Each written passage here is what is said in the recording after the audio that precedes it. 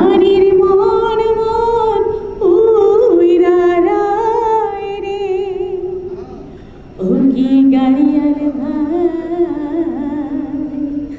হাকাও গাড়ি তুই চিল মারিব দারে রে ও কি গাড়িয়ার ভাই হাকাও গাড়ি তুই সৈয়দপুরে বন্দরে সৈয়দপুর আমার বাড়ি, আমার জন্মস্থান। তো সেই জন্য